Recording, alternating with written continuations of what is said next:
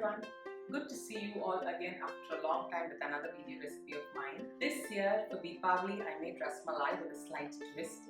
I used food coloring for the Rasmalai.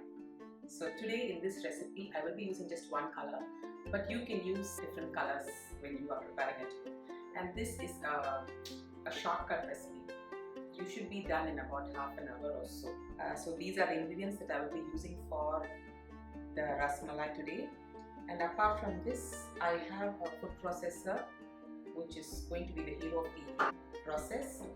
And then you need a cloth and a colander to sieve the cheese. The first step requires just two ingredients: milk, vinegar. Here I am using all natural vinegar. You can use other types of vinegar also. We need to bring the milk to a boil. It's also important that we keep stirring it in between so it doesn't get burnt at the bottom. So here I have 1 tablespoon of vinegar mixed in 1 tablespoon of water. So once the milk begins to boil, I take vinegar mixture and pour half of it. So you can see that it's beginning to curdle, and it needs to curdle a little more. So I'm pouring the other half also. So we just give it a few seconds. Milk solids have separated from the liquid. Once you see that it has separated, remove it from the stove. So now we have the curdled milk. I prefer a metal colander because we're going to pour the hot liquid on this. I'm just using a new veshti cloth. It's time to transfer our curdled milk into this. We're going to lift the cloth up, make sure all the edges are held together so it doesn't drip out. This is what we get from 1 liter of milk. Take a bowl of cold water and immerse this into that a few times. This is going to stop any further cooking of the milk solids, and the rasmalai will be soft. So let's squeeze out excess water and let this sit for a few minutes. It is not hot anymore. We don't want it to get too dry. So maybe after a couple of minutes we take it out. This is what we're going to make into rasmalai. So the next step, drop the cheese into the blender and blitz it till it's soft and creamy. Traditionally what they do is they knead it by hand. Being impatient and lazy as I am, I use food processor. Let me check how this is. It's still a bit coarse. I want it to be a bit creamier, which I'm looking for. So we have creamy cheese here. If it's very grainy, it won't be easy to roll out the rasmalai. The next step is to add in our food coloring. Today I'm using turquoise, a few drops. It's going to get lighter when you boil it. Meanwhile, in another pan, I'm going to boil 400 ml of milk. Into that, I add saffron, half of the cardamom powder. Take care that this doesn't get burnt at the bottom, so it's important to keep stirring continuously. So we're going to sweeten this with milkmaid. Please be mindful that once we cool the dessert down, the sweet, it will seem like it is less sweet. You add a bit more than what you would usually eat. So this is going to balance it out when it cools down. The milkmaid is going to help thicken the milk. So this is a quick process. Traditionally, they let the milk boil and reduce to half the original content. But like I said, I'm not that patient. So I'm just going to sweeten with milkmaid and cut my workload in half. It's beginning to boil and I'm going to add my almond crumbs. I'll reserve a bit for garnish later.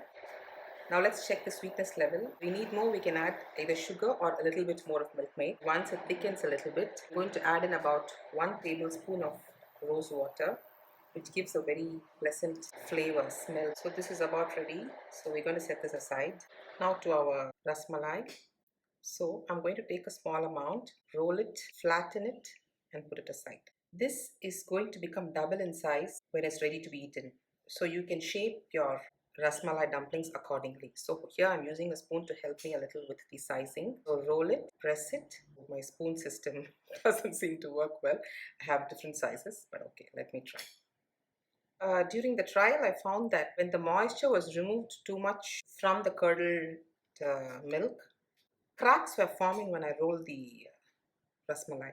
So this time I decided to retain the moisture a little bit so it was creamier and easy to roll out. Easy, I mean without any cracks forming. If you find that there are cracks forming in your rolled dumplings, you can sprinkle a little bit of water to moisten cheese. 1 liter of milk has yielded about 25 mini-sized pieces.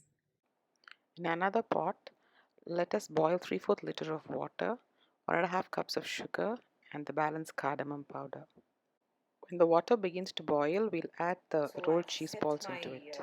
Induction stove at 500, and this is going to stay in the boiling water for 8 minutes. You can see it's nice and spongy now, so ready to be removed from the boiling water. So turn off the stove and remove the pieces carefully. I think I stirred too much and broke a piece or two. Just remember to be careful not to keep stirring. There, the pieces are cooked and ready to be put to the hot milk. So the next step is to squeeze out the excess syrup, drop it into the hot milk. The next stage is to bring this milk to a few seconds of boiling to infuse the flavors into the rasmalai. It doesn't have to boil too much. If you prefer your milk to be thicker, you can let it boil for a while longer before adding the pieces into it. Now that it's boiling, I'm going to turn off the heat and let it cool for a while. Once it comes to room temperature, we're going to chill it in the fridge for a couple of hours. If you notice, it is already soaking up the milk and it's becoming slightly bigger in size. And trust me, it might seem like it's too sweet at this stage, but once it cools down, it's going to balance out the sweetness. There, delicious rasmalai is now ready. The entire process took about 30 minutes for me, especially because I used the induction stove and I was able to play around with temperatures. It might take slightly longer if you use the gas hob, but the process is the same. And the milkmaid made our job a little easier because it thickened the milk faster and also sweetened at the same time. This is what I made for Deepavali at my place. I would like it if you also try it and you let me know how it turned out.